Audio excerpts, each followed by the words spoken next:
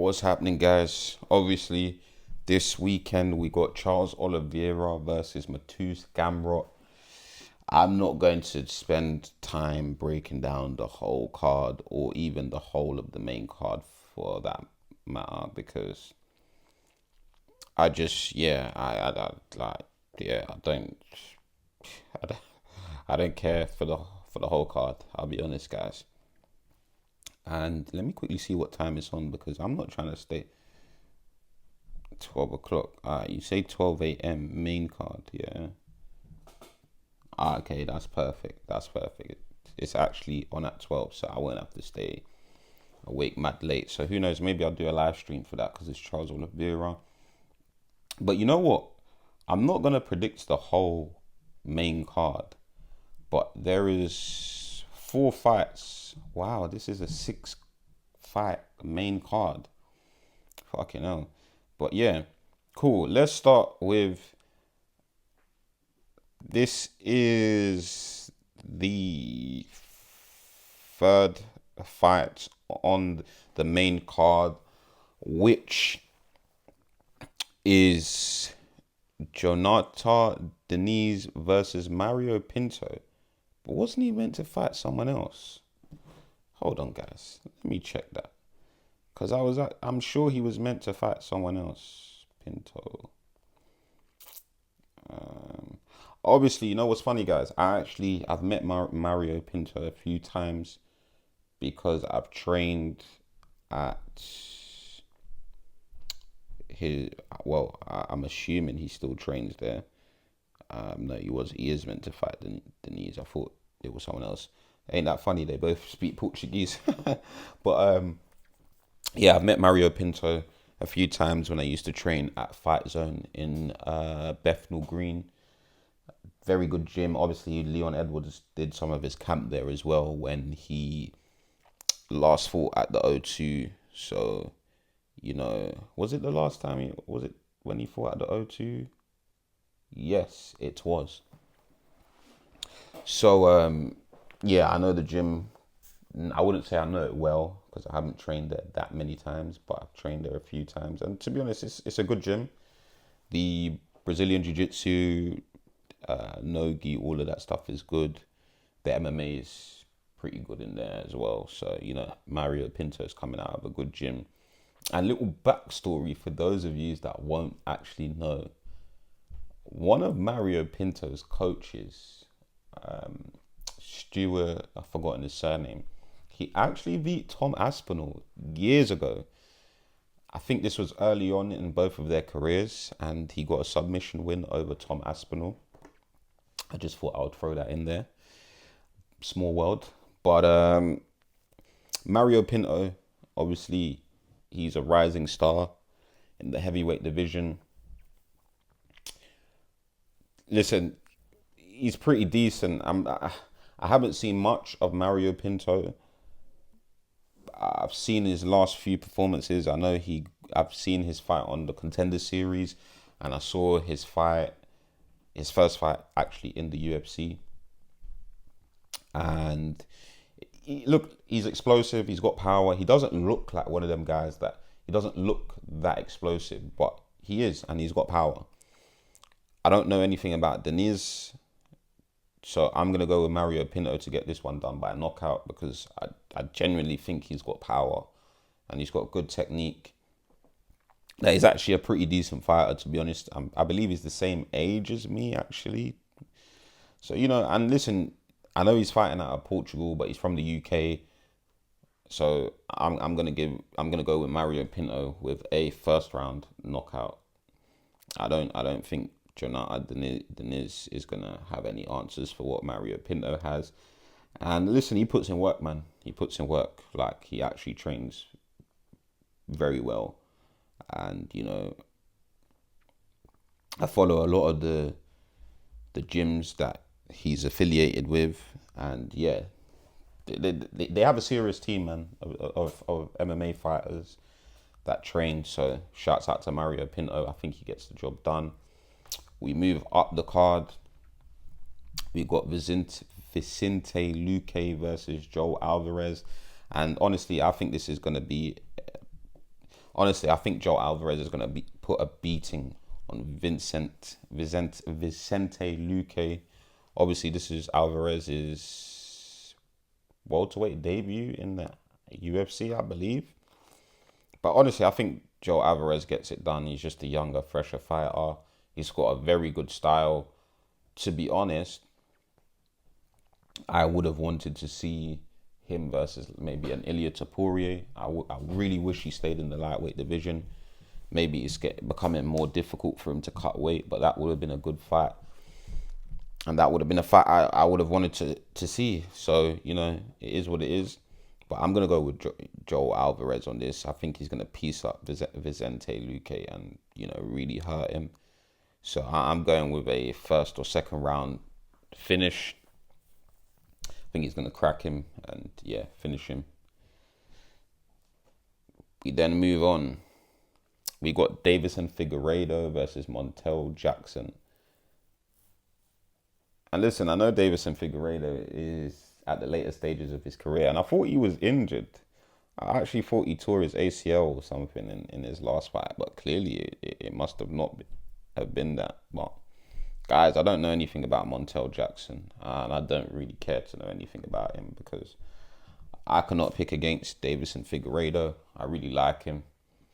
I just like his personality.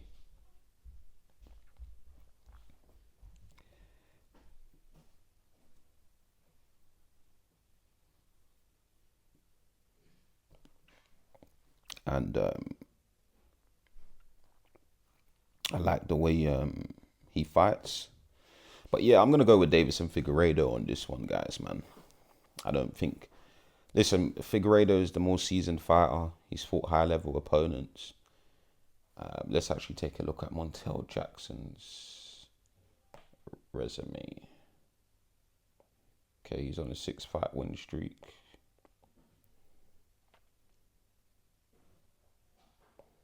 Nah, I'm sorry, guys. I'm going with Davison Figueiredo, man. I ain't gonna lie, man. I can't bet against him. And he's fighting at home. I know Vicente Luque is fighting at home as well, but oh wow, all the guys on the let's get damn. Every single fighter on this card that is in the red corner is a Brazilian. That is crazy. I mean, it makes sense. But yeah, I think Davison Figueiredo gets this one done, man. He's at home, and he's the co-main, so I think he gets it done. I think decision or submission. He probably could get a submission because I know Figueiredo has very good submission. So, you know, I'm going with a decision or submission win for Figueiredo. We move on to the main event, which is Charles Oliveira versus Mateusz Gamrot. And this one is an interesting one, guys, because I know everyone is picking Charles Oliveira, and even me, I'm picking Charles Oliveira. But I genuinely don't think he's going to finish Mateusz Gamrot. But then again, it's 5 rounds, so you never know. And we know Oliveira has a good finishing rate, especially ever since he moved up to lightweight. But my thing with Gamrot is, my thing with this fight is that Gamrot is actually being overlooked. And I genuinely think Gamrot could potentially be a dark horse of this division, you know. I'm not going to lie. Let's actually take a look at Mateusz Gamrot's resume. 25-3. Let's see who he has fought. And let's see how... Any fight he has lost. Okay, he lost to Dan Hooker, decision. He's beat Fiziev. Wow, you're lying. He knocked out Fiziev. Damn, that's crazy. Beat Turner. Okay, he lost to Dariush, but that was a decision. But I genuinely think if they were to fight again today, Gamrot beats him.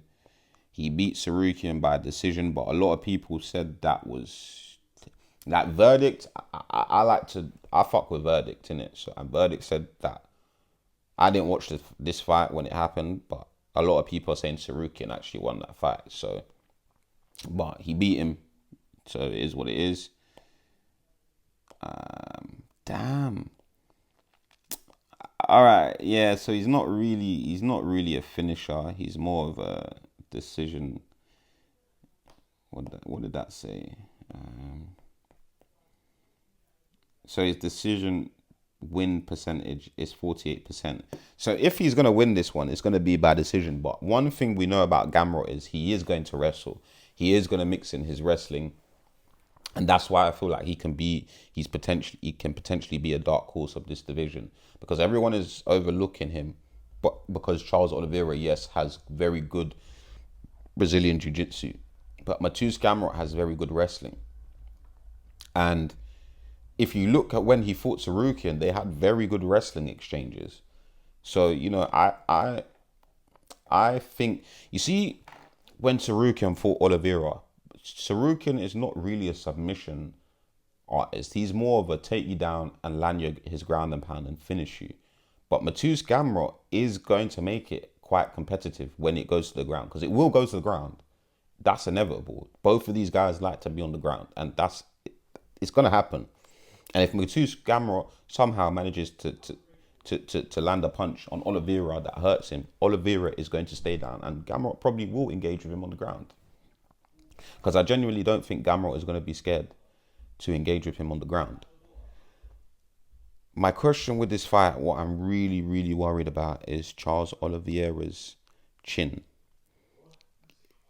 Like, obviously, I know his chin. I mean, obviously, I know he's fought higher level opponents than Gamrot, but I genuinely just don't know with the chin, man. I don't know with the chin. Like, I'm worried about that. So if he potentially cracks him, which could potentially happen, then boy, I don't know, man. Because guys, Ilia Topuria, he weakened that chin of Charles Oliveira for sure. 100%. He weakened him. So I don't know, man. I mean, Charles Oliveira was actually meant to fight Fiziev. And I feel like if he was to fight Fiziev, I think Fiziev probably has more of a chance of knocking out Charles Oliveira than Gamrot because Fiziev's striking is very good. So, I would have been a bit more worried in that fight. This fight, I just don't know, man, because Charles got brutally knocked out in his last fight. And we saw what happened with Volkanovski. And if we're going to base it on toughness, Volkanovski is tougher than Oliveira. Without a doubt. There's no question about that. Some of you are going to argue in the comments and call me a casual, this, that, and other. I don't give a shit. But with all that being said, I'm still picking Charles Oliveira to win. And I'm going to go decision or submission, yeah? Because it's 5 rounds. I do think Charles Oliveira could potentially get a decision or a submission. And if he does get a submission, I think it will be in the later rounds. But listen, guys, don't count out Matheus Gamrot because I genuinely believe he's probably going to go on to be a dark horse of that division.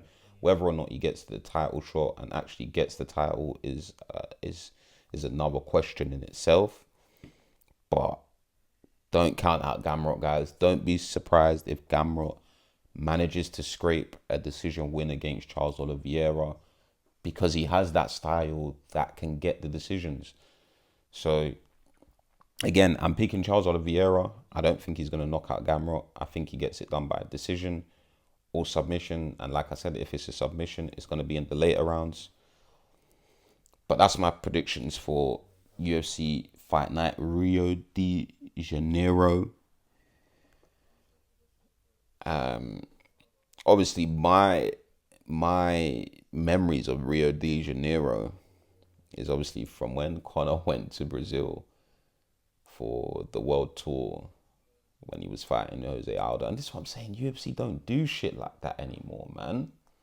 Obviously, I know back then they was building the brand to get it to where it is today, but come on, man. And Conor McGregor bullied Jose Aldo, even in his own country. You know what? I've been planning to actually do a video where we revisit that and where we revisit some of, the darkest times in the UFC, and the biggest rivalries. So we will do that. I will do that. But in the meantime, guys, I hope you enjoyed the video. Leave your predictions in the comments. And as usual, like and subscribe.